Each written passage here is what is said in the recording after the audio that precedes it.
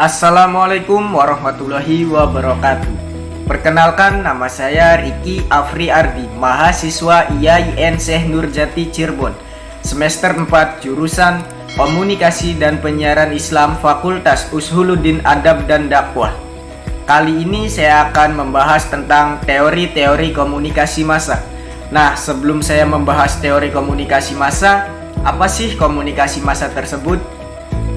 Definisi komunikasi massa menurut Bittner yang paling sederhana dikemukakan oleh Bittner pada tahun 1999 adalah komunikasi massa adalah pesan yang dikomunikasikan melalui media massa pada sejumlah besar orang. Nah, dari definisi tersebut dapat diketahui bahwa komunikasi massa itu harus menggunakan media massa.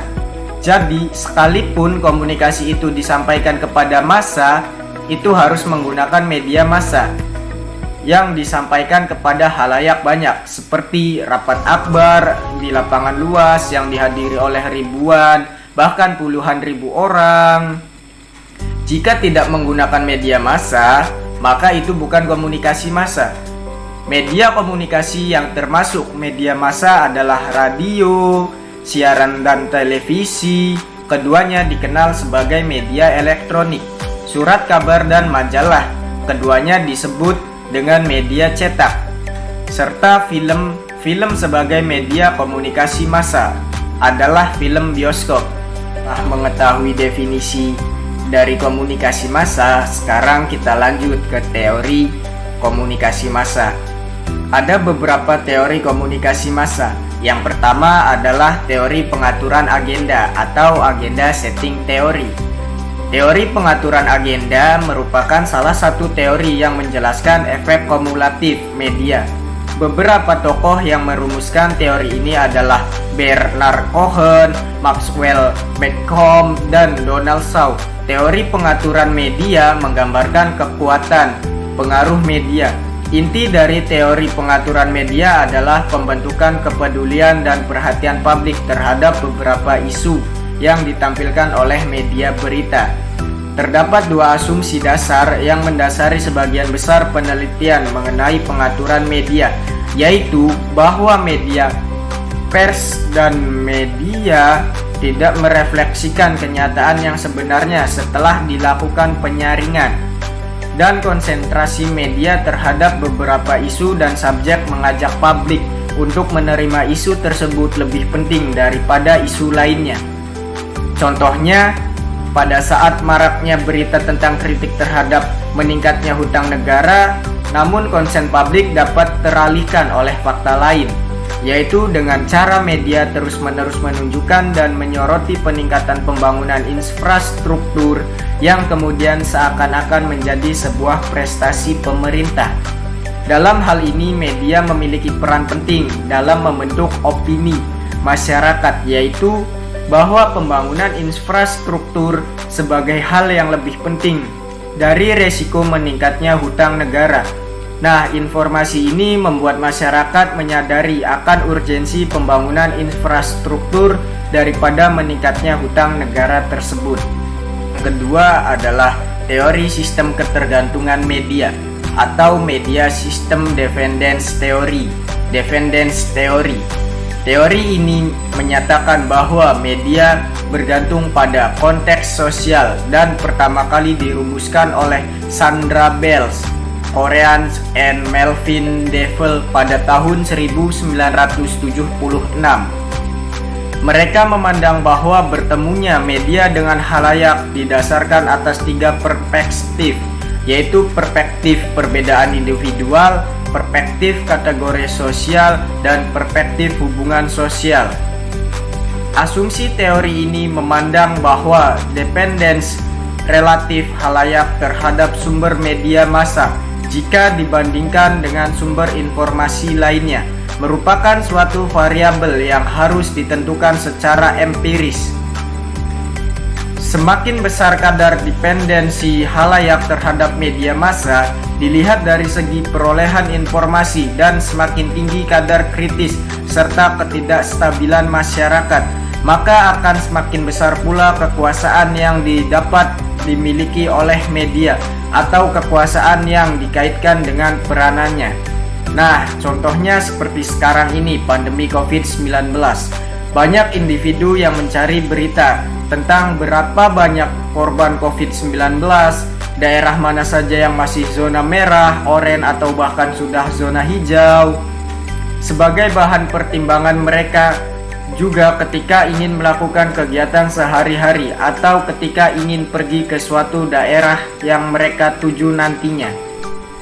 Yang ketiga ada teori spiral keheningan atau spiral of silence theory.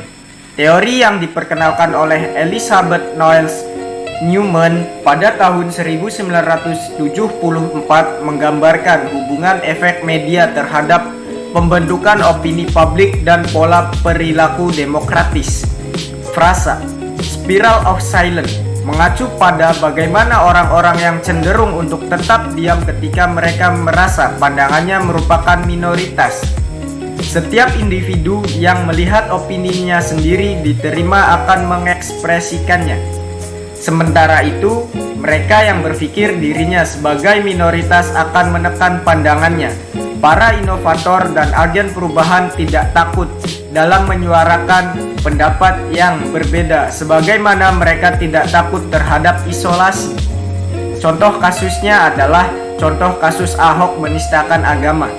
Kaum mayoritas beropini bahwa Ahok benar-benar menistakan agama, sedangkan kaum minoritas beropini sebaliknya.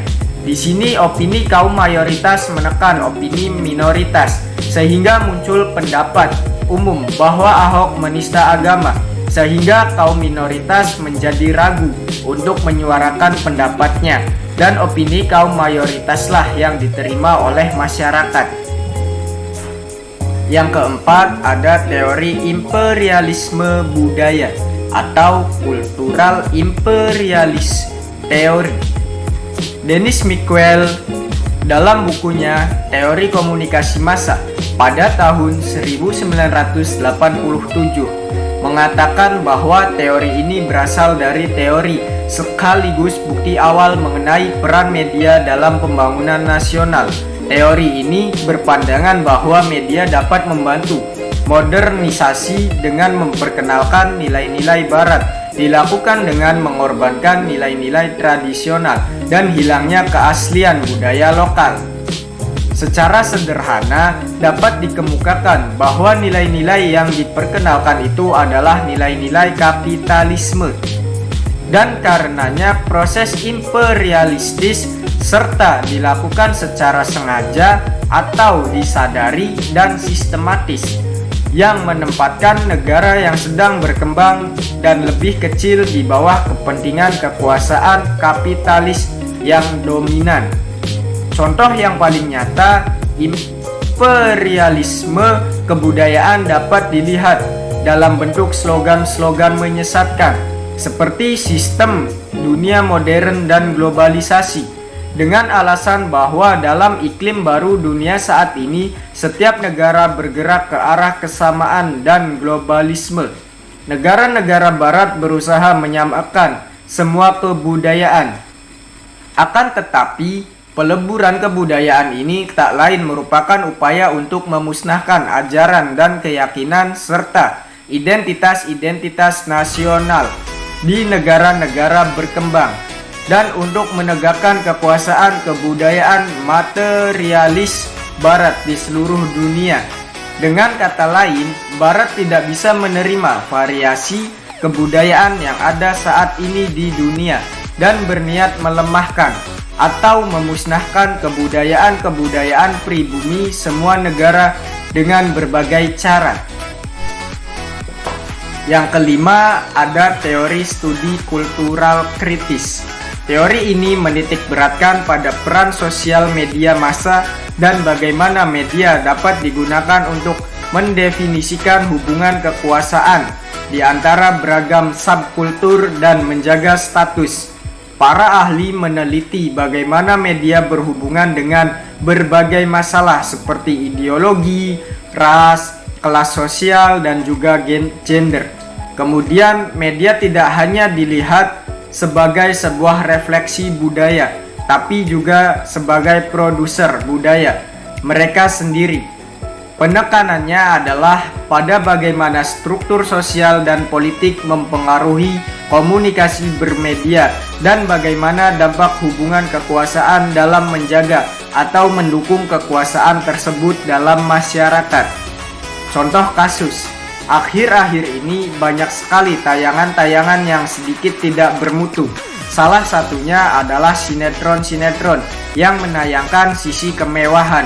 Dari situlah aktor dan pemain menggunakan pakaian modis, perhiasan mewah, mobil mahal, dan tindakan yang tidak sesuai.